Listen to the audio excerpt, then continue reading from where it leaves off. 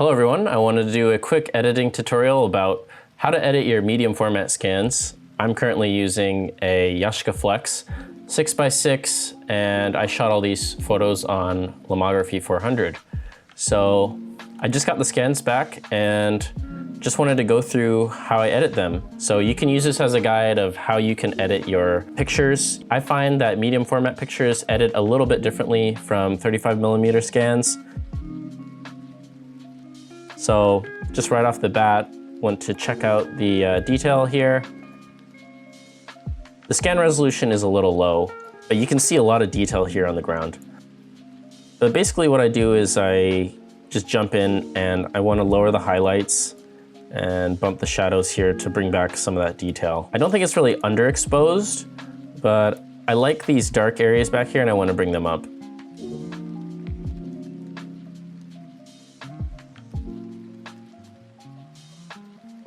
I notice I edit my photos pretty dark usually, so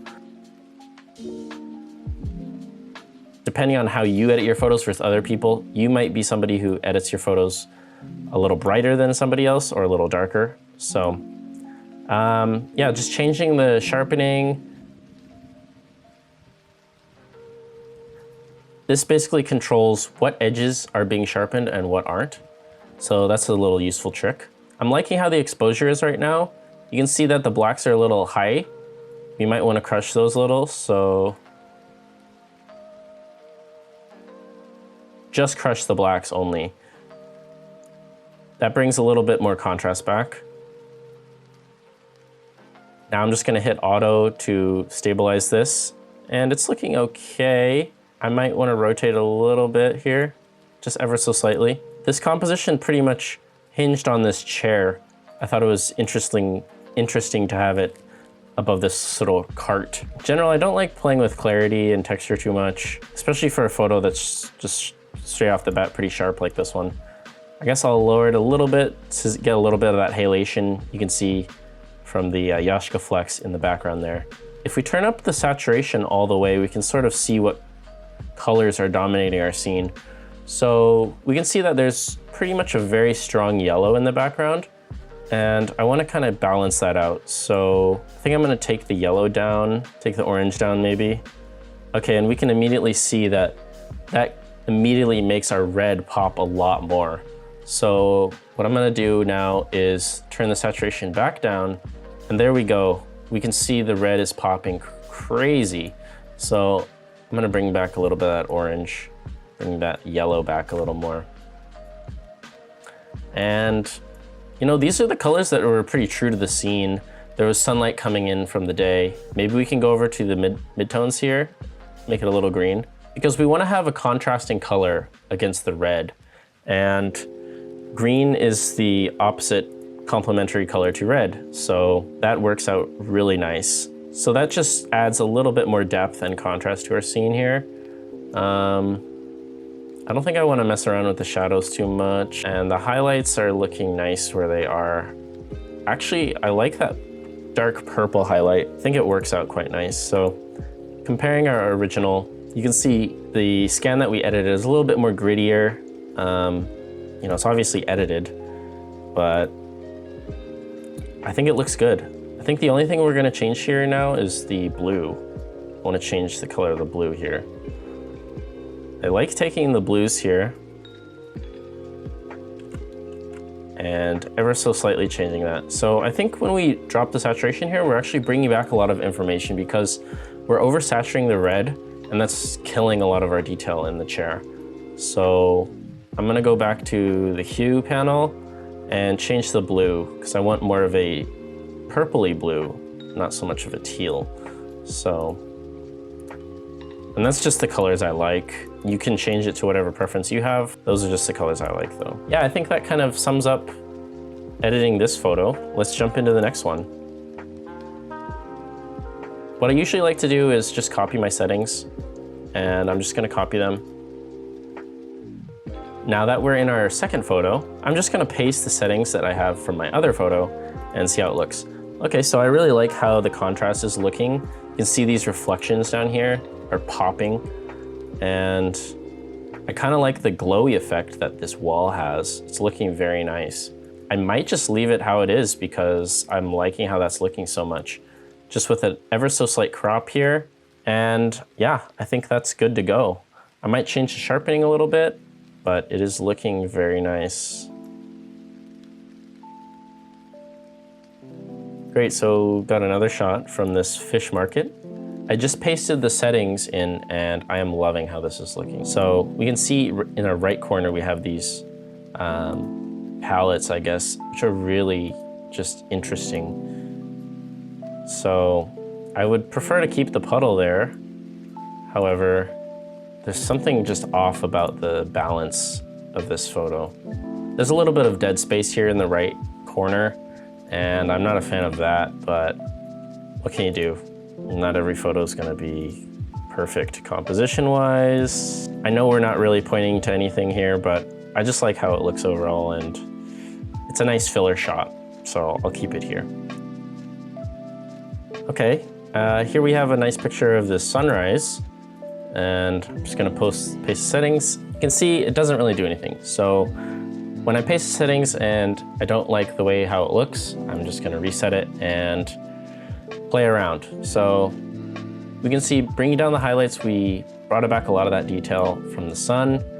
And when I saw this, it was really hazy, but you could still see how saturated the sun and the water was. So I want to bring the saturation up a lot more.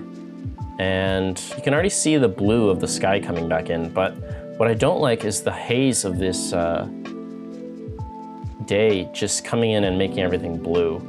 So I'm really gonna take the blue out, maybe change the saturation of the oranges to be a little more red. Yeah, that's looking a lot more true to what I thought it looked like. So a lot of photography is interpretation.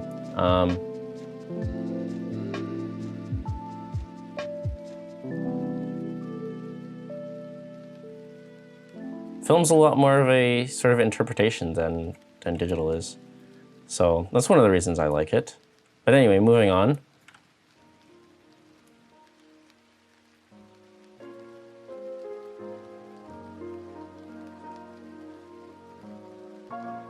Okay, I'm really liking changing the red values at the bottom. And I think if there's anything that I want to do now, adding blue in the shadows there kind of did the trick. So if we compare to our original, we can see we pretty much have the same tone in our shadows and our midtones, but our highlights are looking a lot more saturated and there's a lot more detail in the sky. So there may be one more thing I do here, which is clarity it and add some saturation to the sky. That'll really start to bring some interest into the sky. In general, I don't like adding too many effects to film photos, but in this one, it seems like it helps. And I really like the vibe of this photo. It's a nice morning, calm sort of photo.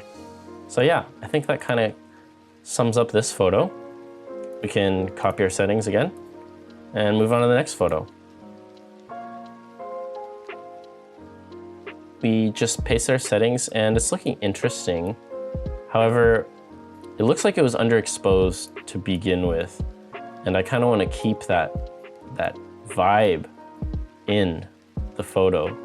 So you can see what I did here was I saw too much green in the foreground there. So I want to drop the shadows immediately and just cut that out because I really like how the sky looks, but I don't really like how the foreground looks.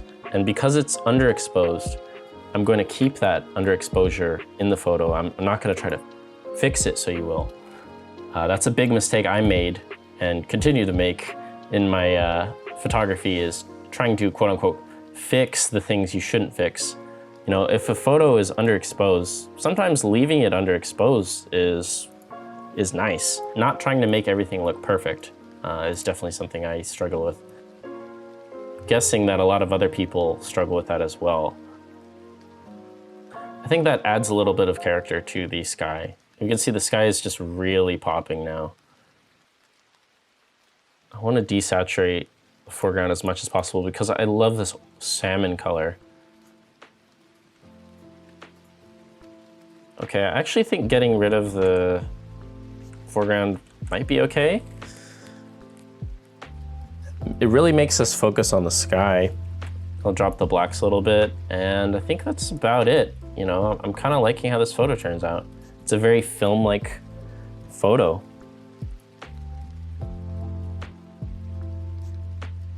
We got this picture of a car, so that's cool. I really liked how this car looked. It was dawn, but there was a little bit too much light in the sky already.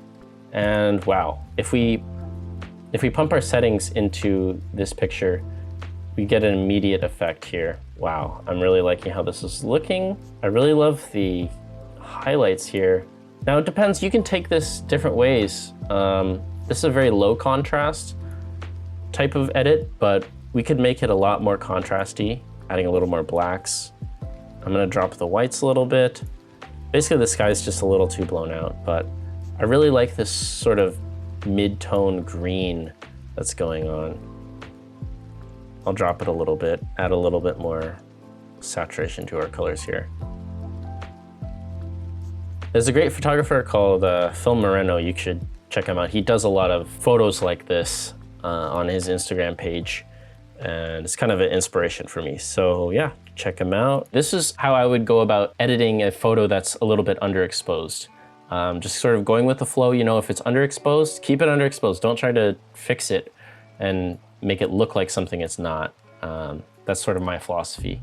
You might have a different one, but yeah, I love how this car looks, and I think this is a good shot. It's good to go. That's it for editing on Lightroom. I hope you could learn something from this video. Definitely the fact that you shouldn't try to make all your mistakes look something that they're not. You know, just keep your mistakes in. If it's underexposed, leave it underexposed. And sometimes being a little heavy-handed with editing to create a vibe that you want might be nice, you know? You can create different effects very subtly. So yeah, just wanted to go over some easy ways to add some contrast and some depth to your photos without really changing the essence of what you took a photo of. So, because I'm a big proponent of doing very subtle yet effective edits. So I hope you enjoyed this video, and I will see you in the next one. Peace.